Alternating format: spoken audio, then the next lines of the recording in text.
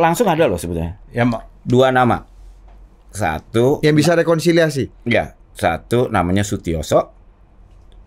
Satu lagi namanya SBY. Paling tidak yang diungkapkan Ibu Mega kepada Pak SBY kan dia merasa dikhianati lah begitu ya. Sen kiri Kalau belok kanan. mungkin Ya. Pak SBY punya cerita yang lain, kita nggak tahu ya. Anak saya aja nggak saya calonin jadi anak presiden, jadi calon presiden, padahal saya ketua partai.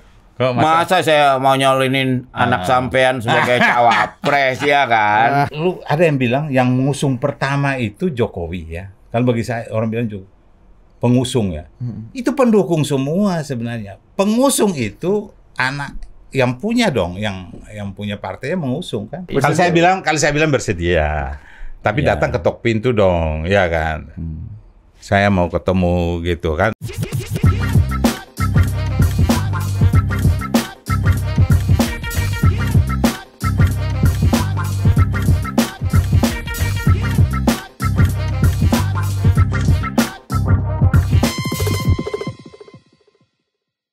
Oke, welcome to Total Politik. Kali ini gue sendiri karena Ari lagi negosiasi untuk memperpanjang nafas kehidupan demokrasi.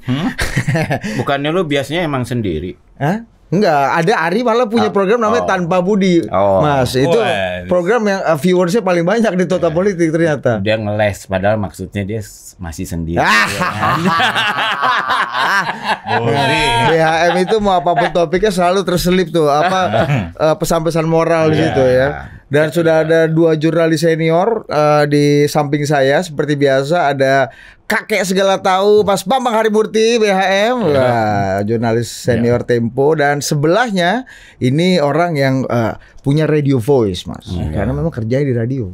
Jurnalis senior RRI dan kita culik dan selalu di udara. Dan selalu tidak pernah mendarat. Artinya kapan nih membuminya nih, Mas? Hari ini ulang tahun loh. Hari ini ulang tahun RRI dan beliau memilih untuk menyiarkan warta kebaikan itu lewat Total Politik. Kalau masih ada waktu baru ke RRI. Saya lebih memilih Total Politik. Karena apa? Lebih mencerahkan kan. Karena situ kan seremonial. Karena suara rakyat ada di sini ya. Ojo dibanding-banding ke. Jadi sampai hari ini dia karena saking di udaranya, World Trade Center meledak hari ini. 11 September kan? 11 Oh September iya, 9/11 ya hari ini ya. Jadi mereka pengen dulu. Jadi pas ya ulang tahun RRI dengan... pas ulang tahun RRI itu pas dengan World Trade Center. 9/11 ya, Dan WTC hari ini ya. supaya tahu, hari ini bapak gua meninggal. Wow. Tanggal 11 September juga. Jadi 11 September buat punya sejarah yang luar biasa bagi saya. Itu dia. Freddy Ndolu. Wah, sudah bersama kita. Tapi sebelum lanjut, saya mau kasih Mas Bambang, kan kita bikin grand design RRI. Apa tuh? Baru saya jadi Dewan Pengawas 2016-2021. Beliau ini salah satu tim 10, tim 11 buat grand design RRI. Redefinisi RRI. Mas Bambang juga? Iya, salah satu. Jadi media layanan publik multiplatform. Gue belum kasih bukunya. Dan gue bikin jadikan buku ini. Atas nama publik. Keren, nama publik gitu. Makasih. Keren. Gimana BHM? Kasih komentar dulu dong soal. Iya, nggak ada ide ini agak lucu dikit nggak apa-apa ya, nggak terlalu serius ya. Ya, lucu dan jorok di sini di toleransi. Jadi salah satu idenya itu waktu itu kan RRI sekarang kan radio itu udah sangat digital ya. Jadi kan sebenarnya nggak perlu banyak space, ya nggak. Bahkan kantor pun nggak perlu ngumpul kayak zaman dulu kan. Bisa apa?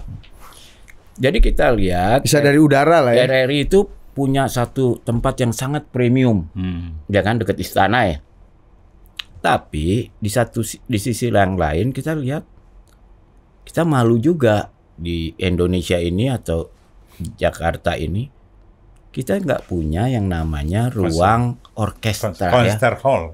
Hall bertaraf internasional. Yang bertaraf internasional. Gedung opera ya, opera house gitu ya. Ya, bukan khusus buat orkestra lah, ya. Kenapa? Karena yang namanya gedung orkestra itu kan simbol dari peradaban ya. Itu begitu ada yang kita undang misalnya dari New York tuh Philharmonic, datang dikasih ruang, pasangin mikrofon. Waduh, mau pingsan itu orang-orang. Karena yang namanya orkes itu murni akustik. Kalau kita lihat Sydney Opera House gitu, itu kan harus murni akustik. Tidak ada mikrofon ini. Oh. Iya. Iya nggak ada. Kita nggak punya itu. Yang akustiknya Yang benar-benar premium kelas gitu. dunia. Dan Jadi- itu menurut saya itu mau di IKN pun tidak didesain itu saya Gedung lihat tuh. Kesenian Jakarta juga ini Itulah Mas, yang yang punya di samping negara, pasar baru. yang punya negara Ya. itu nggak ada. Nggak Kita ada. kalau lihat di Australia kan dari jauh dia jadi role model itu kan. Itu yang kita mau desain di grand design ini. Salah satu saya bilang konser hall bertaraf internasional. Iya. Semua pemain dunia, bahkan ADMS pun Iya. di dalam tim ini kan Ya. sudah bicara bahwa ini musik nih mempersatukan Ya. gitu loh. Jadi kita Berbagai alat-alat Ya. musik itu, bagaimana you dengar aja satu sound, ya kan? Itu ide dasar. Ya, dan kenapa kita Kenapa kan RRI? bilang kenapa orkes ya, Ya. orkes. Apa hubungannya sama RRI? Nah, dengan Ini- RRI karena kita lihat begini, RRI itu ya seperti TVRI atau Dulu punya publik, konser hall, Studio 5 dulu. Itu harusnya dia tuh berfungsi memberikan satu tempat ya sebagai ikon. Tempat berbagai suara yang beragam ini bisa bersuara. Tapi dia memberi satu dirijen yang baik. Sehingga berbagai suara yang aneh-aneh yang lain itu dengan dirigen yang baik itu menjadi sinergi, menjadi suatu suara yang Jadi sangat kan indah. Ya. dalam politik itu ada bunyi kalengan, Ya. bunyi segala macam. Itu kalau ada dirigen yang bagus, Jadi merdu. jadi merdu itu suara. Ya kan itu kan Ngerti? masalah kan. nanti Itulah demokrasi. Jadi bilang dong, Om Freddy, coba ucapin selamat ulang tahun RRI dengan cara penyiar radio RRI. Nah, Ya, coba. ya. Coba radio voice-nya Freddy dulu, coba. Inilah Radio Republik Indonesia di Jakarta mengucapkan selamat HUT RRI ke-78. Dari Medan Merdeka Barat 45 Jakarta, inilah Freddy Ndolo melaporkan dari New York, Amerika Serikat. Ah. coba ya kita bandingin ya. Alamatnya aja Jalan Medan Merdeka Barat. nomor Barat nomor 45. Ya kan ada simbolik ya. Dan kita ingat kan dulu bangsa Indonesia tuh dengar proklamasi kan dari radio. Ya kan? Nah itu. Ya kan, dan bagaimana Bung Karno dulu membangun Ya. semangat Bang, itu kan lewat Mas radio. BM. Dan memang suara atau musik itu adalah bahasa emosional. Ya, nah ini semangat nasionalisme itu kan semangat persatuan, semangat rekonsiliasi. Ada yang kalau dulu Nelson Mandela kan bilang, we forgive but not forget. Ya. Nah ini ada momentum baru Ya. di forgive dan forget ini. Dan Milan Kundera bilang Apa? perjuangan paling berat adalah perjuangan melawan lupa. Heeh. Jadi diktator apa penguasa penjajahan itu bisa terjadi karena orang melupakan sejarahnya sendiri. Nah, yang menarik Mas Bambang, ini di politik kekinian kembali ke bumi lagi nih. Ini ada satu momentum. Jadi ada momentum kesedihan. Pak SBY bilang ada musang berbulu domba kemarin kan. This is ugly katanya. Tapi ada momentum baru kalau kita lihat ada semangat mengembalikan lagi, merekonsiliasi lagi Ibu Mega dengan Pak SBY. Nah ini nih Pak Hasto udah bilang, bilang nih akan segera merapat. Nanti yang penting kalau udah dukung Ganjar, nanti kita akan atur pertemuan kembali, rekonsiliasi politik yang tidak hanya bicara mengenai Ganjar Ansyi, tapi di dua living presiden yang selama ini dianggap dan faktanya berseteru itu bisa kembali guyup lagi setelah sekian lama gitu. Demokrat juga menyambut baik, katanya Andi Arief. Jarak ternyata kantor P3 sama PDI deket ya, gitu-gitulah. Udah Batas tembok itu. udah enak lah pokoknya lah. Nah, pertanyaannya sebagai dua orang yang pernah dekat dengan Bu Mega ketika menjadi presiden, bahkan Om Freddy, nah ini harus gue nemu nih buku di Loakan nih Om. Udah lama itu. Buku Freddy dulu 2004. judulnya dia sebentuk potret diri Megawati Soekarno Putri. Ini pengalaman Om Freddy sebagai jurnalis Ya, waktu itu ya, meliput betapa beratnya meliput Ibu Megawati sejak Tahun 98. sebelum reformasi sampai menjadi presiden. Mas Bambang juga menjadi wakil presiden. Pertanyaan publiknya, mungkin nggak Bu Mega dan Pak SBY itu rekonsiliasi? Saya apa, Be? Dulu enggak, dia beliau dulu. Oh sebagai ini ya, ini yang Kalau orang ya, ini nanti di zoom ya, ini orang yang menulis buku ini yang mana si Londi apa Erian nih? Londi aja. itu buku di Young Lons itu Mas Guru. Di RRI juga saya sudah diberhentikan dari RRI waktu itu. Tapi saya gundam minta gedung RRI. pertanyaan publiknya Om. Jadi Mungkin nggak? kalau kata mungkin, everything, sesuatu yang ke depan itu pasti mungkin. Yang nggak mungkin itu apa? Orang mati hidup kembali itu. Sekarang itu yang agak sulit dibilang. Tapi kalau mungkin itu alasan-alasan saya bisa.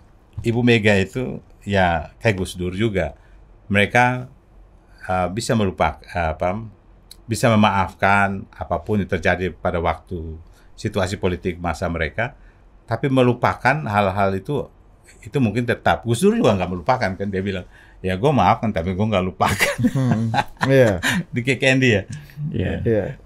Jadi kemungkinan itu di tengah Bu Mega yang kalau kita lihat konsistensi dan persistensi kan dahsyat ya dalam banyak hal, termasuk juga bagaimana mengelola hubungan dengan Pak SBY. Ibu Mega mau ambil momentum apa namanya politik untuk kepentingan pragmatis, ya ngapain lama-lama 10 tahun jadi oposisi, iya kan?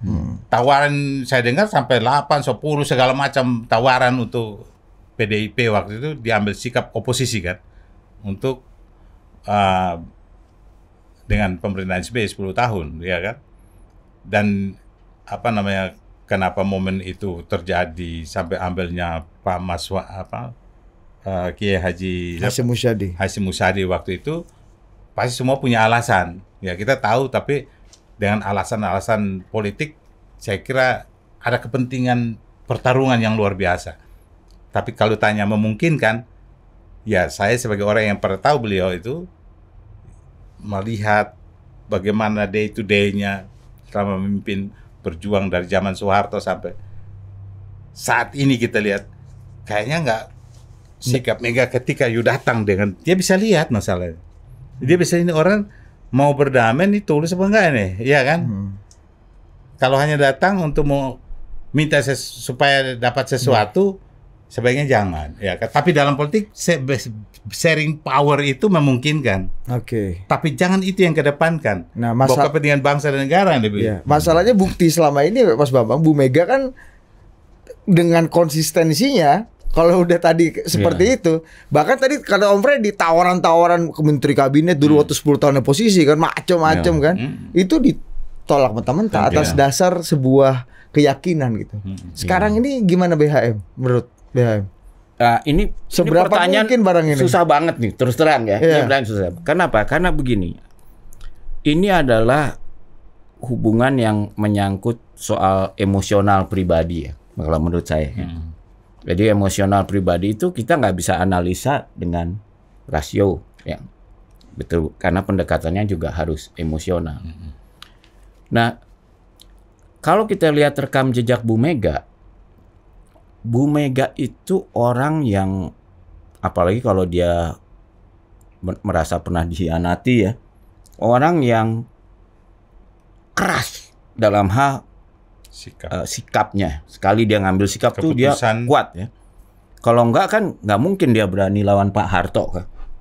Ya, dengan segala, bisa dibayangkan lah bagaimana dulu orang-orang Pak Harto itu melalui berbagai jalur berusaha ya membujuk. Dan kayaknya ambil keputusan nggak pernah di era dia, nggak pernah ditarik kembali, nggak pernah ada deh. Menurut pandangan saya. Saya tahu lah misalnya pendekatan dulu kan seperti Ibu Mega itu dengan Mbak Tutut itu ulang tahunnya sama. Dulu pernah ada yang mencoba mendekatkan keduanya melalui pendekatan ulang tahun sama, tapi nggak bisa, tidak berhasil ya. Jadi kalau hanya dilihat dari situ, itu sulit untuk bilang ini mungkin.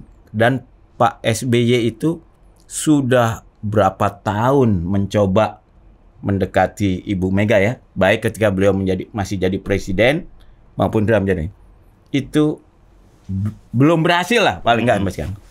Nah, cuma saya nggak berani bilang ini impossible, tapi saya akan bilang ini highly improbable. Ya kan? Jadi bukannya tidak mungkin, tapi kemungkinannya kecil. Ya? Itu maknanya apa? Dan itu hanya mungkin kalau ini adalah ada kepentingan yang sangat strategis bagi bangsa. Karena Ibu Mega tuh luar biasanya begini ya. Saya tuh orang yang suka kritis sama Ibu Mega. Tapi saya harus mengakui Ibu Mega itu kalau hal-hal yang menyangkut hal yang sangat kritis untuk kepentingan bangsa, insting beliau tuh selalu ngambil putusan dengan tepat. Misalnya, coba kasih Yang contoh. terakhir aja lah, apakah mencalonkan Puan atau Ganjar? Kan kalau pendekatan emosional, Ya, Puan dong, Puan anak dong. saya kan. Ganjar itu kan pendekatan apa namanya rasio lah ya, dengan melihat pola pendapat, dengan melihat jumlah suara dan sebagainya. Ya, dan ketika itu kan orang juga bilang, wah, seorang ibu sangat emosional, tentu pengen anaknya meneruskan menjadi presiden. Tapi begitu ini dianggap sebagai keputusan yang sangat strategik untuk partai maupun dianggap untuk bangsa, beliau mengambil keputusan yang bertentangan dengan tekanan emosionalnya. Itu bukti yang paling baru ya. Nah, sebelumnya ada lagi bukti-bukti lain banyak kita. Nah, sekarang pertanyaannya adalah apakah berkoalisi dengan Demokrat itu strategik? Nah, ini yang kita bisa analisis secara rasional. Strategik itu artinya kalau tanpa Demokrat bergabung maka kekuatannya akan sangat lemah atau tidak bisa berlayar. Tidak mungkin menang. Misalnya kalau tidak mungkin menang. Kalau tanpa berkoalisi dengan Demokrat tidak mungkin menang. Nah, ini yang kita bahas. Kalau itu ternyata kita bisa buktikan itu memang strategik, ada kemungkinan Ibu Mega mengambil keputusan itu, walaupun berat. Menurut Anda strategik nggak? Dengan matematika Anda tadi ya? Kalau Anda lihatnya di putaran pertama, seolah-olah tidak strategik. Tapi kita harus melihat di putaran kedua. Oh, karena Ganjar bisa berlayar sendiri ya, apapun tanpa atau. Karena kalau secara rasional ya, di jajak pendapat sekarang, kemungkinannya sangat besar bahwa pertama, ini 2 ronde. Kayaknya hanya orang super optimis yang akan bilang ini 3 ronde. Kalau calonnya lebih dari 2, ya. Kalau calonnya misalnya lebih dari 2. Ya. Tapi kan kalau lihat perjalanan selama ini, kayaknya kemungkinannya calonnya 3 bahkan mungkin 4 ya kan. Kemungkinan calon 2 itu kayaknya semakin kecil lah. Saya kira kalau 2 kemungkinan kecil, tapi possible. Iya. 3 itu kemungkinannya pasti ya, ada kalau kita pertarungan politik ya. Tapi kalau 4 saya pikir hanya buang-buang duit aja mereka. Hanya nama saja supaya muncul. Iya kan, ini kan untuk kotel efek pemilu legislatif atau investasi untuk 2029. Karena ada wajah kita di kertas suara itu kan berapa nilai PR value-nya tuh ya nggak? Kayak Sandiaga Uno lah. Iya kan, orang melihat gitu. Tapi masalahnya tadi, jadi ini sebenarnya kalaupun ada posibilitas, ini game untuk putaran kedua. Atau apa? Kalau nanti bulan November nanti ternyata calonnya cuma 2, maka Demokrat bisa punya nilai strategis. Oke. Tapi apakah gini Om? Apakah mungkin ya?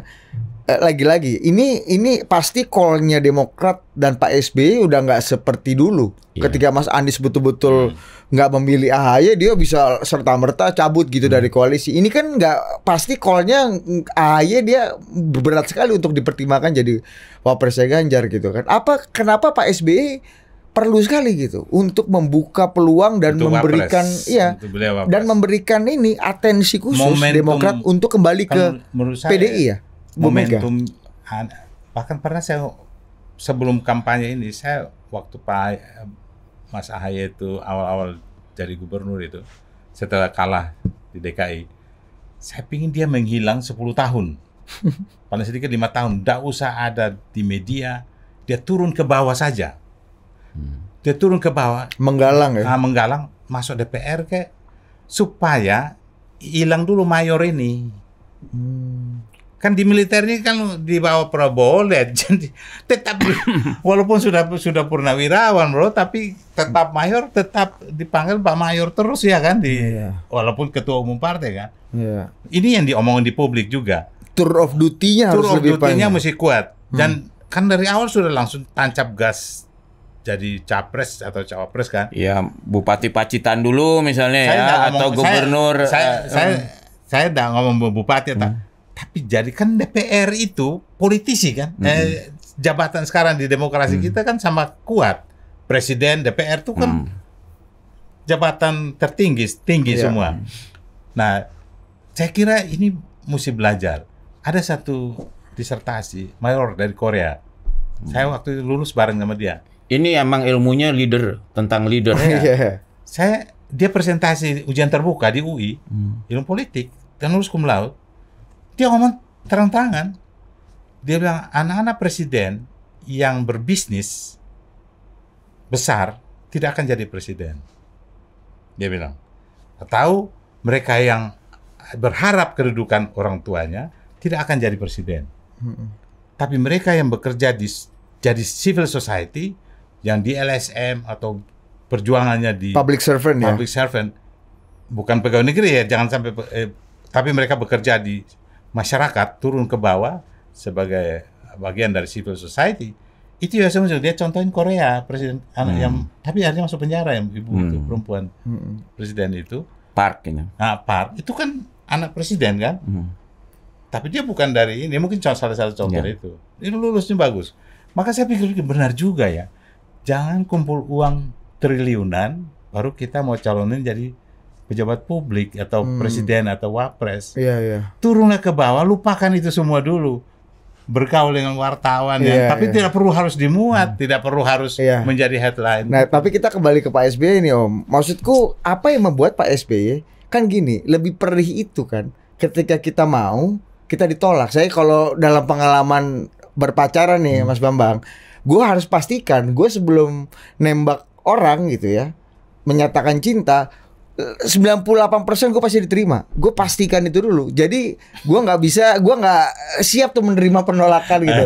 Nah, Pak SBY ini kan dengan track record Bu Mega yang segitunya, dengan Pak SBY dan Partai Demokrat, dan kemudian kita lihat antusiasme Partai Demokrat tinggi sekali untuk bisa bergabung ke PDI dan disambut juga dengan baik, tentu saja dengan Mbak Puan, dengan Mas Hasto dan macam-macam. Tapi kan belum tentu dengan Bu Mega.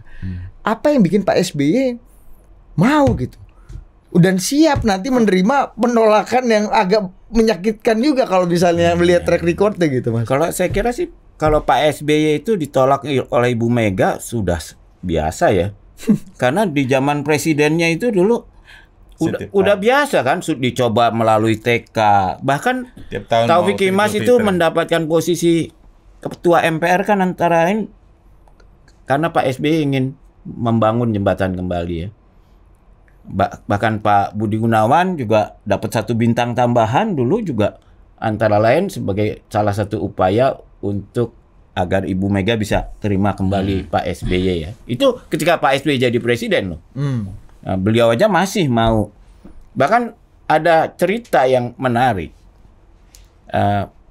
Agus Harimurti kan dulu itu kan lulusan terbaik di Akabri. Nah, maka dalam hari, saya lupa 17 hari ABRI ya, hari TNI, hari ulang tahun TNI, yang menjadi petugas untuk menaikkan bendera itu adalah lulusan terbaik Akabri, ya kan? Saya lupa tahun berapa pada waktu itu. Saya dengar Ibu Mega tuh suka yang gagah, tentara yang tinggi. Jadi kemarin kan sempat kritisi juga. Artinya apa?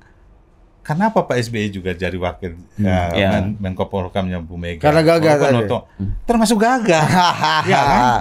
Tapi begitu gagah dan ini mesti kompatibel. Kalau nggak kompatibel agak susah nih. Kembali ke itu. Tapi kembali, seingat saya di suatu upacara itu Pak SBY masih presiden.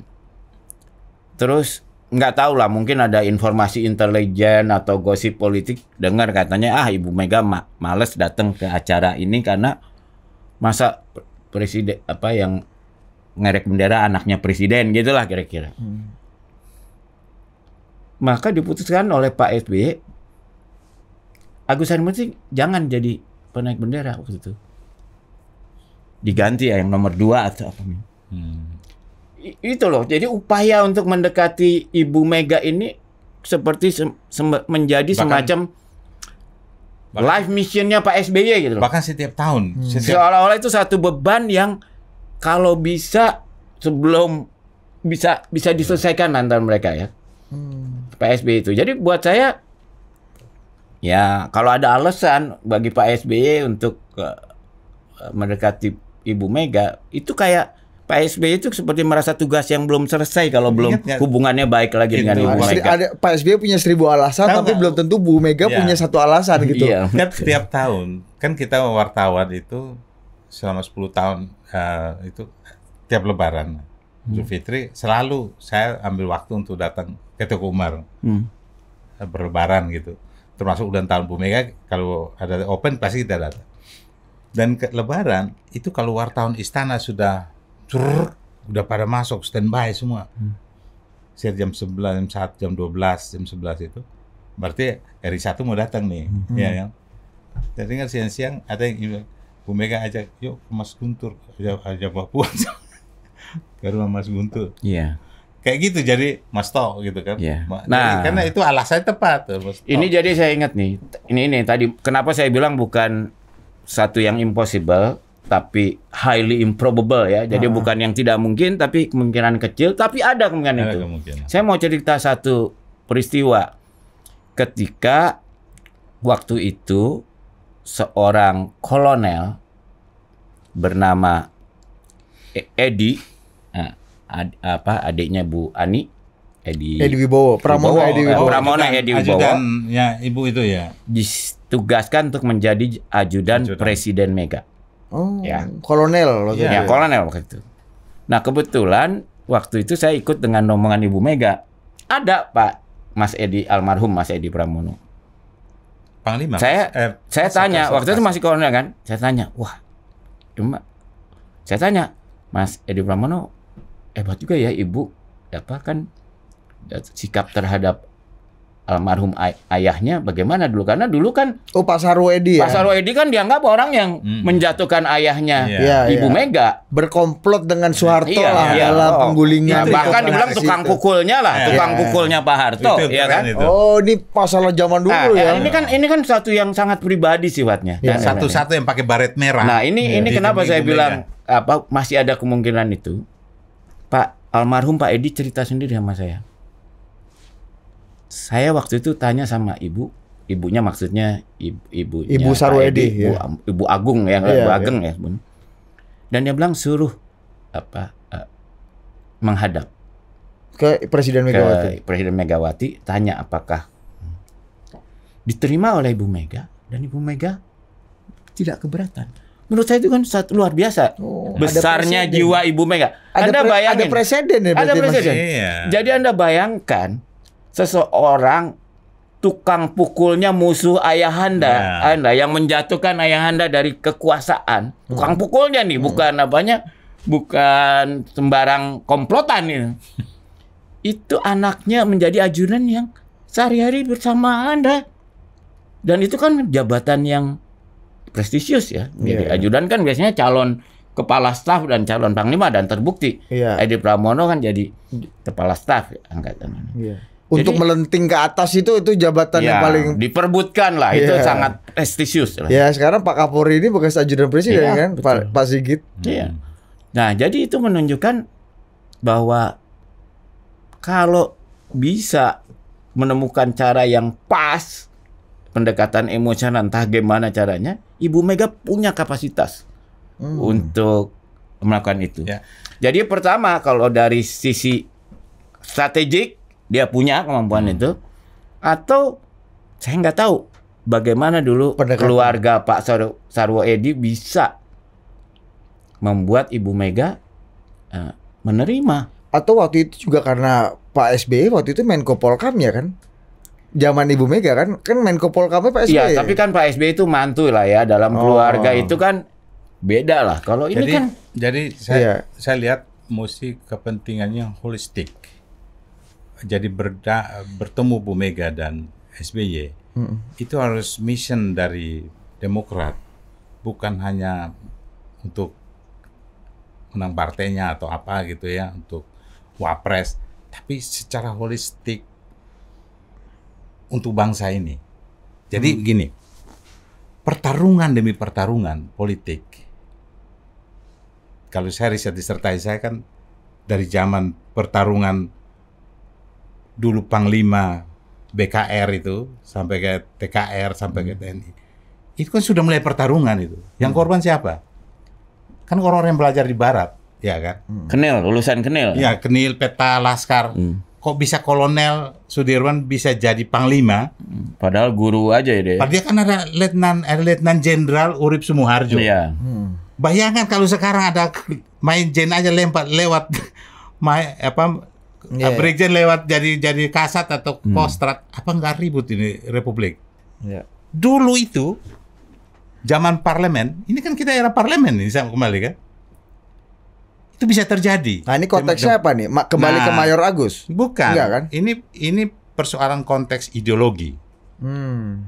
Tentara adalah punya kepentingan ikut SBY, semua yang berbicara demokrasi zaman mesti ikut memikirkan kembali.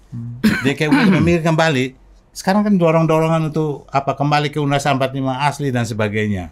Pertarungan ke ideologi Islam, Pancasila itu harus disudahi. Tidak ada politik identitas, ini Demokrat punya peran itu. Oke. Kalau PDIP yang bawa, kan dituduh PDIP itu ada orang-orang PKI di dalam dan sebagainya. Kasihan juga. Padahal mereka berjuang untuk jadi Demokrat dengan bergabung ke PD ini membilas dan memperkuat ide politik jalan tengah ini ya. Tengah. Dulu ingat nggak? Saya kan suka baca bukunya Rocamora itu. Bagaimana PNI dan Masumi waktu itu setelah dekret Presiden Pak Karno bubarin Masumi dan Partai Islam itu bukan dendam. Dan mereka bergabung kemana ketika tahun 65? Kan masih tentara juga, baca semua. Iya. Nah, advantage selalu ada di tentara. Tentara hari ini sudah berubah. Tapi tentara rakyat itu tetap harus dipegang sejarahnya, Bos. Oke. Om, ini kita kembali ke personality Bu Mega lagi ya, kembali ke Bumi lagi nih. Pernah nggak kalau tadi BHM memberikan satu presiden jurisprudensi gitu kan di hukum itu yang bagus juga nih. Anda juga baru ingat kali ya pas ini ya soal Jenderal Pramono Edi Wibowo.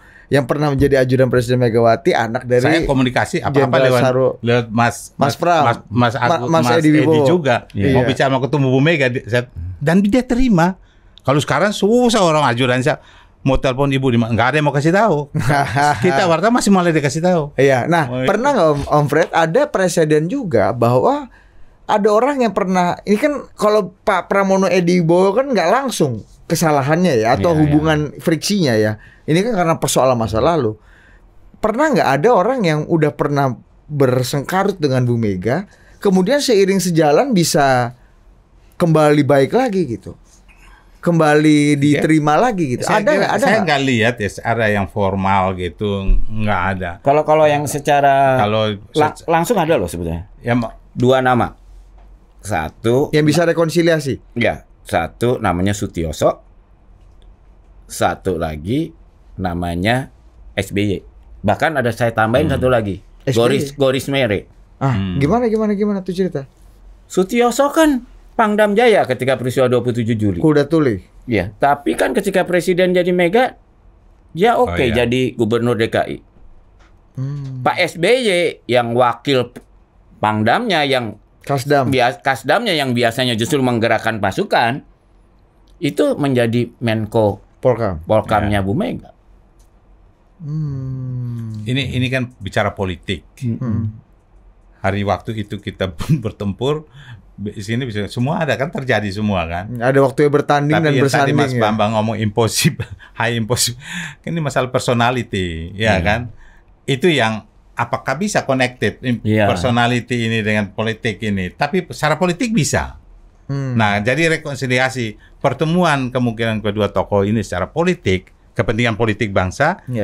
Tapi mungkin secara personal, mungkin itu yang mungkin saya berat itu juga. Karena personality ini kan, you mesti benar kelihatan, bukan ngomong saya serius nih, saya tulus.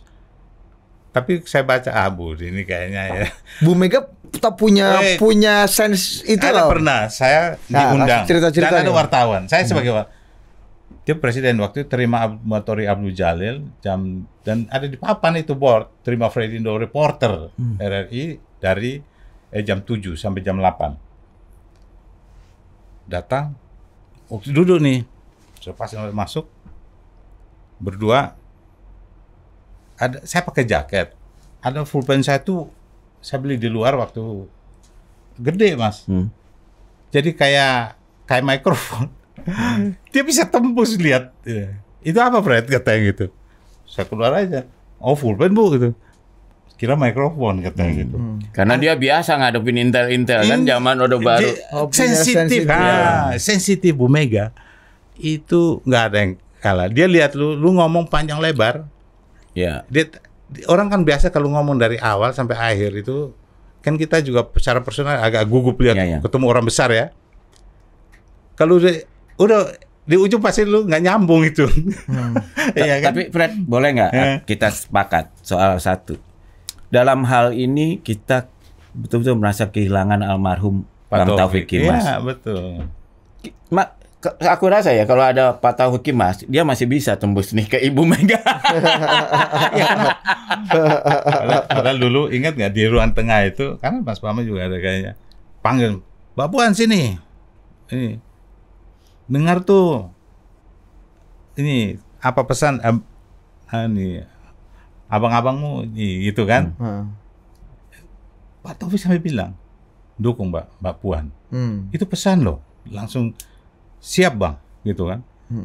Tapi ketika beliau sudah nggak ada, ini seolah-olah ini ada orangnya Bu Mega, ini orangnya Pak Taufik, ya kan? Padahal kalau kita wartawan kan semua, nggak ada kita ke satu tempat. Kenapa saya dengan Bu Mega juga baik, sampai hari ini saya nggak pernah, bahkan saya tulis buku itu, saya kirim pakai angkot loh, kirim ke rumah Teguh Umar, 2000 dan dibagi di Rakernas PDIP. Itu dia, memang saya berbeda dengan Pak Taufik, karena Pak Taufik nggak mau yang tunjuk, gambar itu tunjuk. 1,5 tahun dia nggak ngomong sama gua. Pak Taufik, saya juga nggak mau datang ke Teguh Umar 1,5 tahun, Bang. Dan satu ketika, pagi-pagi, jam 8 gitu, saya bawa acara QTV. Bahwa itu program namanya Oposisi. Saya pikir oposisi. Sampai datang saya berbeda aja.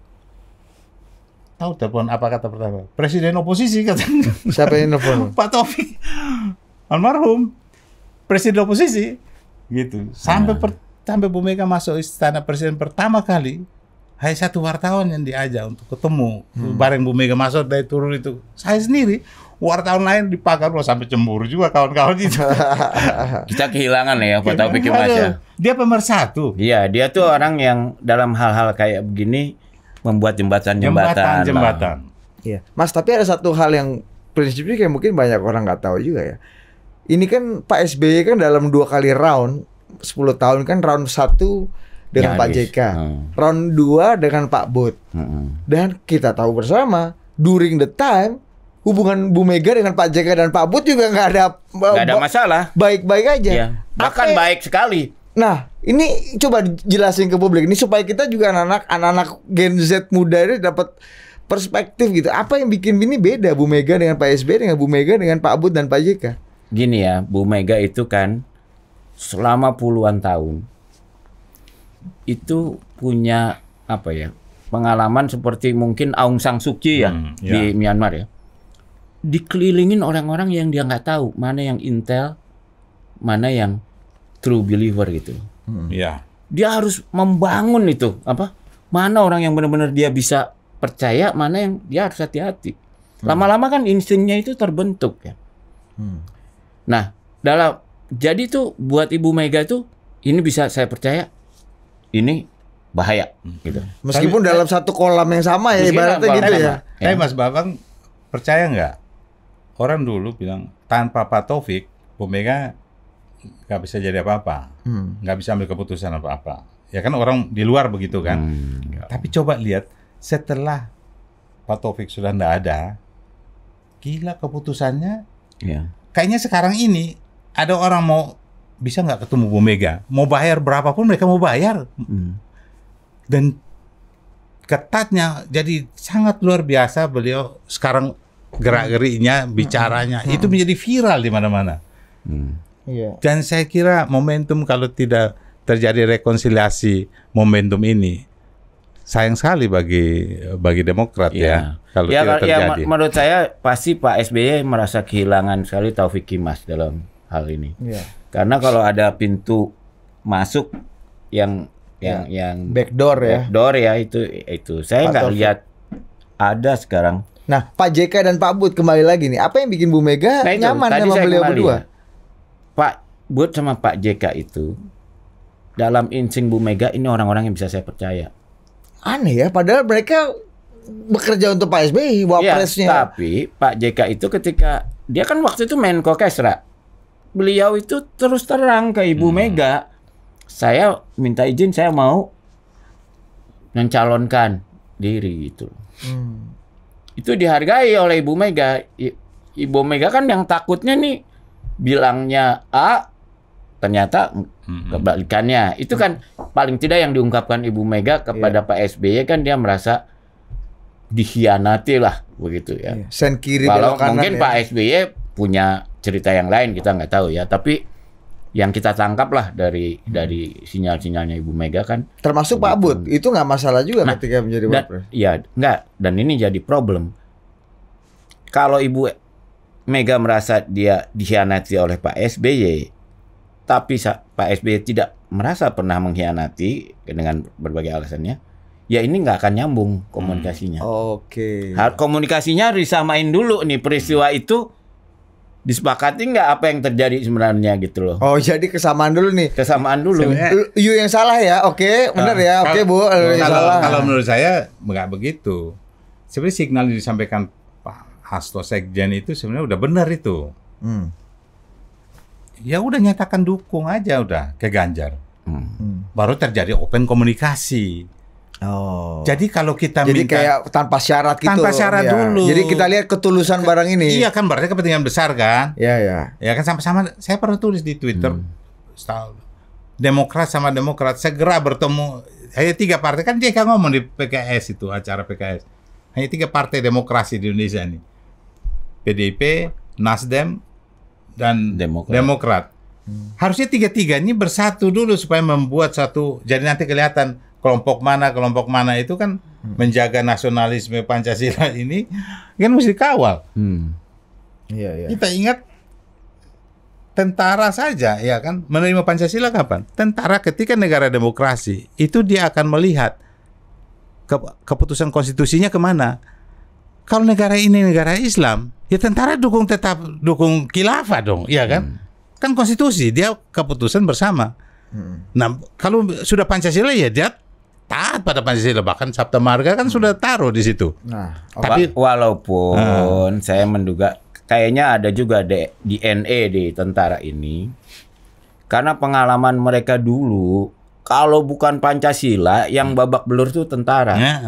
Memadamkan pemberontakan di mana-mana. iya. Saya dulu wawancara sih siapa nih? Panglimanya Joko Santoso. Saya bikin cover story, saya taruh di apa dia bilang?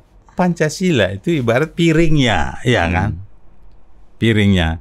Makan yang boleh makan di dalam itu segala macam lu makan aja, tapi piring kau jangan makan, ya kan? Artinya apa? Udah, artinya mereka udah harga mati nih kan? Nah, tapi harus dijaga juga secara politik. Nah, keputusan politik di MPR kalau mayoritas, ingat nggak Dekret 9 keluar karena deadlock karena mereka mau naikin ganti Pancasila. Dan pidato terakhir amandemen konstitusi 2002, 3 partai Islam bilang, kita mundur, tapi setiap momentum kita akan manfaatkan, memperjuangkan 7 kata itu. Artinya apa? Nggak perlu selesai ini barang, ya kan? Jadi dijadikan alat untuk orang dapat kekuasaan, untuk kepentingan sesaat, bisa. Omong-omong Pak Yusril, dulu ikut calon, katanya PBB kan pengganti Masyumi. Beliau PBB gitu kecil, dia menteri terus.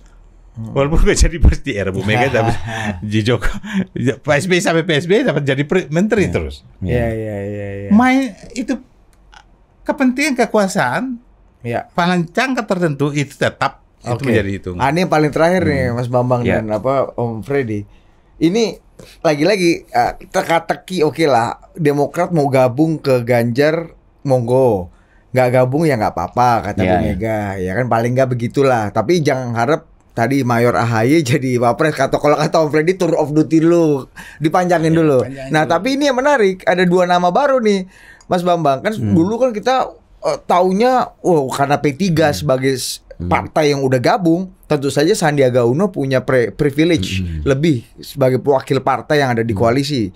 Tapi sekarang namanya dikocok lagi, kemarin Ridwan Kamil rame. Nah ini yang paling baru ada nih Yan, coba. Nah Hasto PD ungkap Mahfud MD masuk bursa cawapres Ganjar. Wah ini menarik, kemarin Ganjar kita lihat di Instagramnya baru afternoon tea dengan Pak Mahfud. Kita lihat RRK menguat jadi cawapres Ganjar di bagian kiri. Ya. Nah, ini juga. Terus nasib Sandiaga gimana dong? Mas, gimana? Ini Om Fred gimana nih melihat? Kalau saya lihat begini, kan apakah Bu Mega akan pakai formula lama lagi nih? Semangka tadi, merah dan hijau akan jadi komposisi atau? Pokoknya semua yang memungkinkan secara untuk kepentingan bangsa dan negara itu pasti menjadi pilihan. Tapi Mega ada satu di koran di media sosial dibilang, pokoknya berambisi, yang terlalu berambisi dengan kalau nggak ini, gue nggak ini, kalau ini itu kebaca.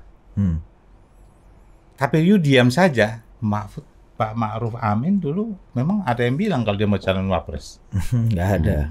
Ada yang dia muncul di media atau nggak kan? Nggak pasang baliho lah. Nggak pasang baliho apa-apa. Tapi dibaca diam-diam ada elektabilitas yang juga mereka mainkan kayaknya, ya kan, di partai. Jadi tidak yang muncul di media bisnis survei ini. Nah, kalau kita lihat sejarah ya, P3 dan Bu Mega itu kokoh dari Hamzah Has jadi wapres. Padahal Pak Hamzah dulu yang nolak Bu Mega jadi perempuan jadi presiden, ya kan?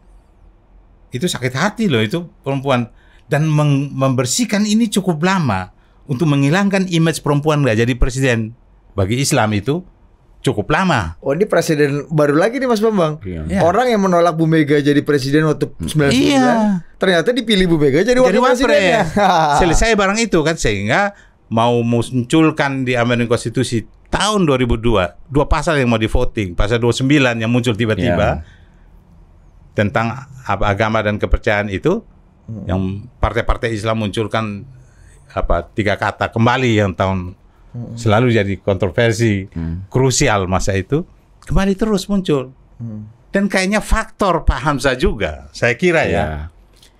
Tapi ini juga, jadi jangan salah, Ibu Mega tuh banyak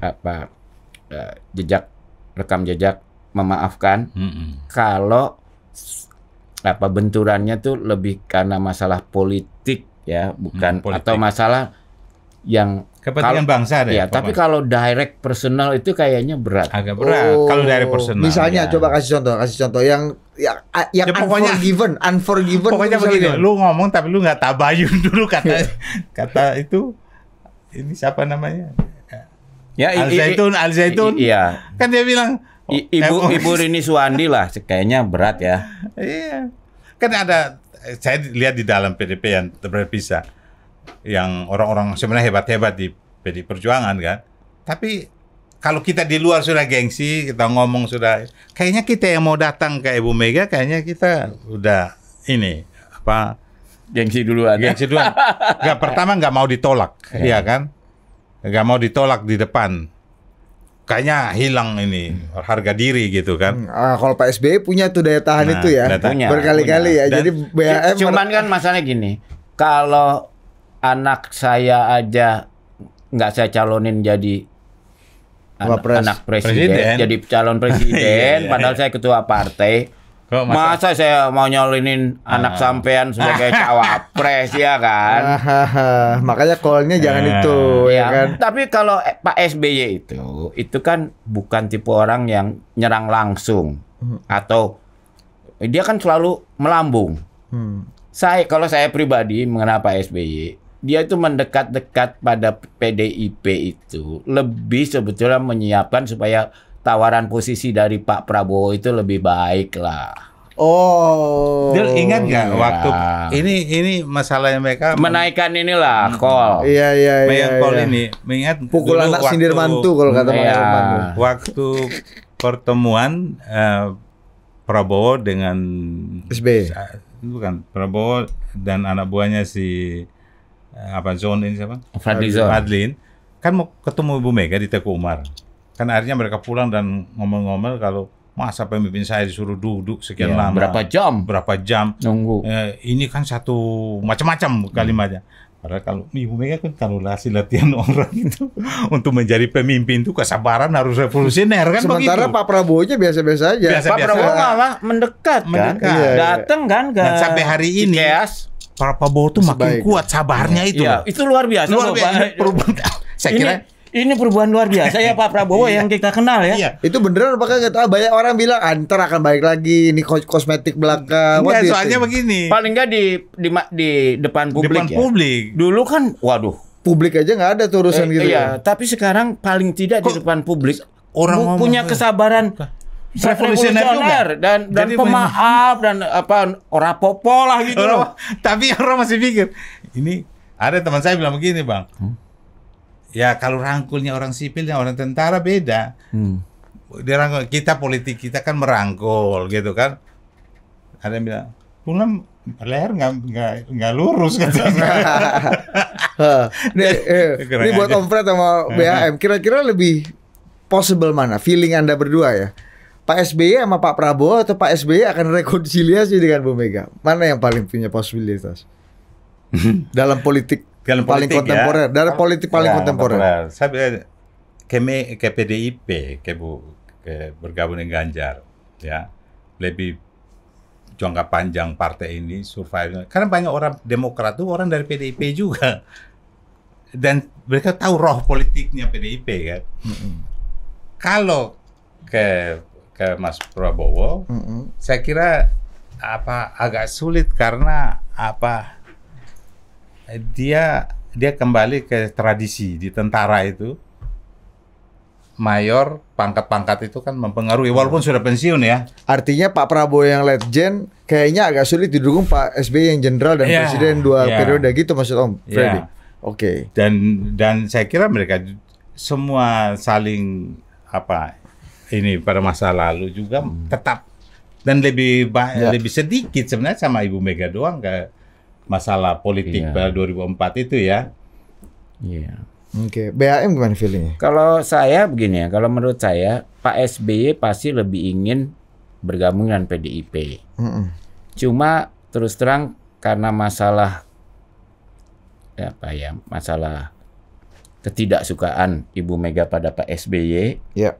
mungkin bagi Pak SBY dan Partai Demokrat tuh akhirnya yang realistis atau dia bergabung dengan koalisinya Pak Prabowo atau dia bersama mungkin dengan Sandiaga Uno dan Bikin partai baru. PPP bikin Koalisi koalisi baru yang tahu tidak akan menang di ronde pertama, Ya. tetapi ingin menggunakan itu sebagai leverage supaya di ronde kedua mereka dapat posisi yang lebih oke lah. Ya, saya kira kalau per hari ini saya kira begitu perkiraan Tapi saya.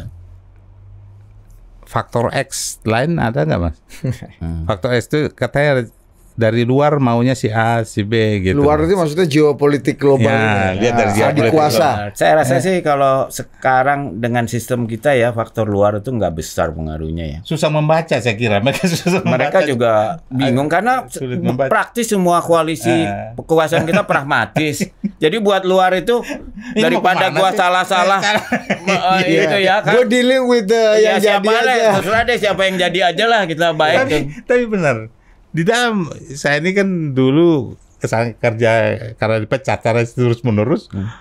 Mas Wadirayu bilang, kok kenapa untuk apa? Saya bilang daripada saya nganggur bikin masalah itu, saya kuliah aja. Jadi sebenarnya gini yang saya ketemukan, sebenarnya orang dulu kan mulai dari zaman Bu Mega datang itu pendunya datang ketemu SBY, katanya itu sudah pesan ini gitu kan. Segala macam ada hubungan, dia nggak ada dari politik sebenarnya. Kayak Zulfan Linder pernah bilang itu SBY the golden boy of Amerika. Ada gitu. Nah kan jadi khawatir kenapa waktu AHY dan Anies itu ini karena mereka sama-sama jebolan Amerika kan. Dari orang tuanya juga jebolan kepiaraan Amerika dianggap begitu kan. Tapi ternyata kalau kita lihat konstitusi lama, memang kenapa itu konstitusi dibaca Amerika? Karena dia susah ngedikte gitu loh. Karena abstrak banget kan. Mesti bikin penjelasan dulu kan. Jadi Amerika Barat mau hubungan dengan Indonesia harus baca undang-undang, bukan konstitusi. Lu nggak ngerti, lu baca undang-undang. Kalau sekarang kan katanya sudah dicampur tangan Amerika, itu jadi bisa dibaca langsung. Nah, zaman itu kan Pak SBY sangat berperan di konstitusi. Kalau kita lihat sejarah hubungan Amerika sama Indonesia itu lebih hubungan personal presiden to presiden ya. Jadi kita lihat zamannya Kennedy itu dengan Bung Karno dekat sekali loh. Ya. Dan akhirnya Kennedy membantu kita supaya Dapat Papua ya. dapat Papua ya kan? Iya. Ya kan? Ya, tapi Akhirnya ketika diganti Lyndon Johnson naik Dulles itu lagi hubungan buruk gitu loh.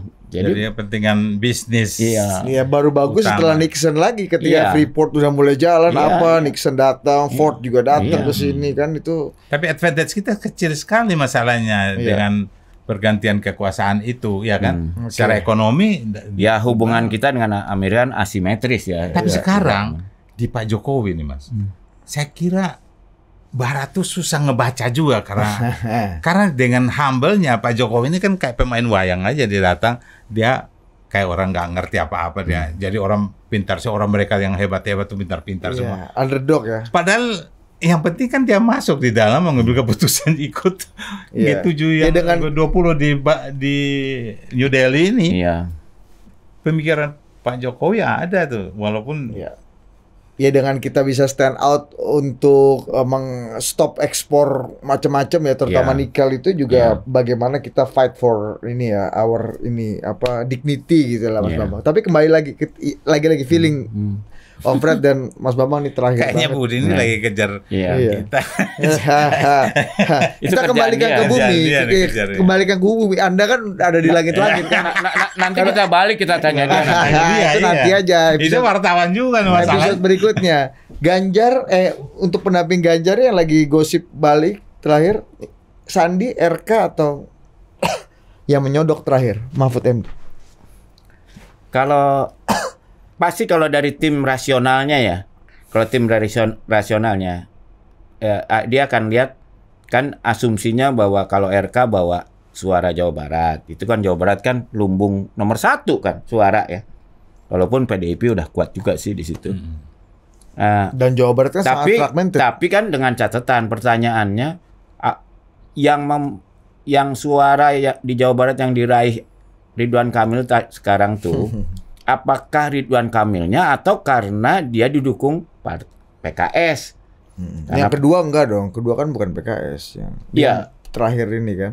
Iya, tapi yang kedua kan tetap koalisinya kan tetap PKS kan. Enggak dong, PKS punya calon sendiri sama PKS itu punya calon sendiri kalau nggak salah ya.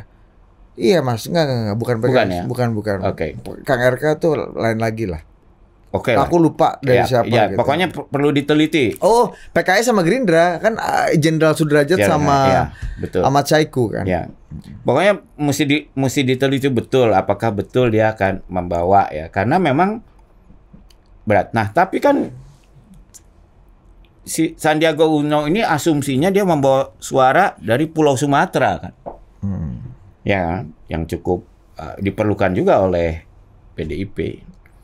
Nah, sekarang mana yang lebih? Mahfud? Kalau Mahfud ini kan dia Jawa Timur, jadi PDIP relatif kuat, Pak. Paling dia untuk netralisir Caimin aja lah paling ya. Iya, karena kalau tanpa ada orang yang punya rekognisi NU-nya, Caimin akan mau klaim sendiri tuh. Saya yang paling NU di antara kalian semua kan. Makanya kalau politik juga masuk. Tapi ini susah ya kayaknya melepaskan. Tapi itu tadi catatannya Mahfud ini kan karena Ibu Mega biasanya mutusinnya selalu kombinasi PDIP dengan hijau NU lah, bahkan bukan sekedar hijau, NU lah kan. Kalau kita lihat Hamzahas NU ya kan. Sandi udah cukup hijau belum? Sudah cukup NU belum? Saya kira Sandi itu kayaknya kalau dianggap NU Sumatera bukan apa? NU naturalisasi ya, bukan NU natural ya. Ingat nggak waktu ada pertempuran mau menggulingkan Gus Dur di NU? Itu kan NU juga ada NU Jawa dan NU non luar Jawa, Jawa iya. gitu loh. NU Jakarta plus Iya, the rest plus ya. Sumatera, ya Sumatera. kan. Jadi NU Abangan sama. Tapi kan sekarang komposisinya di PBNU secara struktural sendiri, Pak Mahfud kan juga relatif dekat dengan PBNU sekarang kan, Gus Yahya dan kawan-kawan yang kelompok Gus Dur lah. Iya. Sementara Imin kan mendapatkan penolakan yang kuat. Jadi gitu. kan saya lihat sekarang kan ya itu masing-masing kekuatannya kan. Yang satu dianggap paling enggak rumus selama Ibu Mega lah harus ada NU-nya ya kan dari calon PDIP. Walaupun rumus ini ketika Ibu Mega dengan Pak Hamzah nggak menang juga ya. Atau yaitu tadi memperkuat Sumatera atau memperkuat Jawa Barat. Ya kita nggak tahu nih apa. Kalau tahu Ibu Mega pasti kan ngambil putusannya dalam hal ini agak belakangan lah, deket-deket ke November lah. Saya kok lihatnya ini ya, saya nyambung ya Mas. Saya lihatnya ini politik akan berubah. Saya udah nulis dari Dia nggak ada pemilu lagi di kampus Om Freddy, enggak. Gini, ini saya masih berpikir presiden akan gunakan kekuasaan prerogatif sebagai panglima tertinggi belum digunakan sama dia. Oh, untuk menciptakan keadaan darurat, dekret. Bukan. Untuk Menhan itu sebaiknya gabung dengan Ganjar. Oh, kalau itu memang cita-cita awal ya. Prabowo Ganjar atau Ganjar Prabowo lah ya. Ganjar karena ini persoalannya kan yang angkat tiket pertama jadi sebenarnya kalau Prabowo kasih ke Mega yang ambil keputusan pasti Prabowo Ibu Mega taruh nomor 1 itu. Apa? Tapi waktu awal-awal. Oh, maksudnya Prabowo nomor 1? Iya kan Ibu udah kenal sama Pak Prabowo kan. Tapi ketika beliau angkat bendera capres, ya kan PDIP-nya golongan 3 masa mau nyusup kasih di bawah? Agak sulit ini. Oh, jadi harusnya Pak Prabowo itu ini dulu lah gabung kayak P3 gitu ya. Iya, nyerahin diri dulu lah. Pasti Bu Mega akan mengerti kan lah. Sudah merasa paling besar, udah berasa ini, jadi mereka mencari nomor 1. Dan karena merasa didukung Pak Jokowi. Iya. Nah, semua kan sampai hari ini kan sampai kabinet koalisi pun koalisi Indonesia maju. Iya. Jadi Om Freddy masih percaya nih ya Saya Prabowo Ganjar Prabowo ya. Dan ini PDIP-nya keluar ya. Dia PDIP-nya keluar ya. Iya. Bukan, saya melihatnya ada satu itu dan saya yakin PDIP ini koalisi Ganjar ini kan mereka tagline belum keluar ya. Tagline belum kan? Belum. Saya pasti continuity and change. Ada perubahannya. Karena nggak mungkin semua apa yang dilakukan Pak Jokowi sekarang ini yang mau dilanjutkan mentah-mentah, nggak mungkin oleh Pak Prabowo. Pasti ada yang dikritisi. Konstitusi aja dirubah kok. Enggak, ini menarik kita tanya sama dia. Menurut dia, Pak Jokowi itu mendukung Ganjar atau Prabowo? Coba. Ya gini ya, roh dia tuh dari lahirnya itu, ya kan? Dan tipe Pak Jokowi ini kan bukan tipe pengkhianat itu kan. Dia tipe tuh dia tahu diri, ya kan? Dia tahu diri. Jadi presiden ini karena dia taat, ya kan? Dia tunduk sama keputusan ketua umumnya. Jadi tetap pasti orang mau bilang ambil. Sekarang ada yang bilang yang mengusung pertama itu Jokowi ya. Kan bagi saya orang bilang juga pengusung ya. Itu pendukung semua sebenarnya. Pengusung itu anak yang punya dong, yang punya partainya mengusung kan. Memang benar PDIP kalau saya lihat 10 tahun ya. Berbeda dengan Nasdem yang bilang mendukung Jokowi dan dia punya media. Itu Teguh Umar sama itu Diponegoro biasa-biasa saja. Yang hebat tuh Nasdem Tower sudah muncul. Ini juga pertanyaannya kenapa ya PDIP nggak pernah mikir punya media ya? Iya dan punya dan iya kan? Ini panjang lagi nih. Dan kalau kita ke kawan-kawan itu, wah susah Mas katanya. Kita punya pemimpin presiden, tapi nggak sejahtera. Orang-orang tuh merasa nggak kayak zaman malah mereka di oposisi mereka hidupnya ini enak ya. Enak. Nah, memang DNA-nya di situ ya. Jadi tapi intinya Presiden Jokowi pasti akan Ganjar gitu dalam kamusnya Freddy dulu ya. Pastilah, udahlah itu. Berbagi dikit lah, 50-50 gitu dengan Pak Prabowo. Kalau saya kan baca saya udah lama nggak ketemu Umar ke ini. Ini feeling. Kalau Gibran jadi wapresnya Prabowo gimana? Saya kira enggak. Dia hanya bikin gimmick aja, enggak akan. Om Freddy udah kayak opung panda nih sekarang ya. Udah PDIP banget ya. Iya, punya keyakinan ideologis. Karena kita bergaul dengan orang partai itu sekian lama kan. Iya. Ini persis kayak opung panda deh. Iya, artinya enggak salah. Cuma kan begini, masalah PDIP itu seringkali dalam permainan politik itu suka dikerjain sama partai, terutama partai Golkar kan. Dari zaman dulu sampai Ibu Mega menang pemilu paling tinggi PDIP nggak jadi presiden kan waktu itu. Dari itu kan mungkin pengalaman itu dia sangat hati-hati untuk mengambil keputusan apapun yang tipu-tipu politik ini. Dia udah tahu. Kan saya bilang tadi kalau Bu datang, Bu ini semua dukung begini-gini, yang benar gitu. Sip, udah hampir 1,5 jam kita ngobrol nih. Terima kasih Om Fred. Ya, jadi mungkin Pak SBY akan rujuk dengan Bu Mega? Menurut saya Pak SBY ingin sekali rujuk sama Bu Mega. Pertanyaannya adalah apakah Bu Mega bersedia rujuk dengan Pak SBY? Kalau saya bilang bersedia, tapi datang ketok pintu dong, ya kan? Saya mau ketemu gitu kan. Bukannya udah dari dulu ketok pintu? Enggak, ini udah beda. Kan momennya beda. Oke, kita biarkan nanti waktu yang menjadi. Ini perlu kita bahas lagi setelah ada informasi tambahan. Kalau udah rekonsiliasi kita duduk lagi. Kalau akhirnya tetap melanjutkan. Tapi total politik keren juga ya. Kita memainkan total politik. Walaupun saya mungkin mesti cerita juga sama bias saya ya. Kalau bias saya sih, saya ingin ada calon keempat. Kenapa? Supaya kampanye kita tuh enak, variatif ya. Jadi masing-masing nggak mau nyerang terlalu kenceng. Karena kawan semua. Karena bisa jadi kawan di ronde kedua. Kalau kita orang media, 5 pun kita senang. Gitu. Jangan 4, 5. Makin banyak makin bagus. Makin kita capek dengan bipolarisme 2 kali pemilu. Iya, karena bipolarisme itu ngeri. Tapi ngeri bipolarisme. Total politik juga pengennya sebanyak mungkin lah. Yang pertama biar 2 putaran dan kalau kita nih sebagai warga negara yang baik, ya udah 2 aja lah, satu putaran aja. Dua tuh di ronde kedua lah. Di ronde pertama biar banyak lah. Ronde kedua pasti 2, tapi ini ronde pertamanya banyak. Ya udah kita lihat. Bergeser ya. Kita ini kalau dia kan bias ini opung panda, panda ya kan. Ya ini satu geng soalnya sama opung panda. Oke, thank you Freddy, BHM, thank you. Ya, sampai jumpa.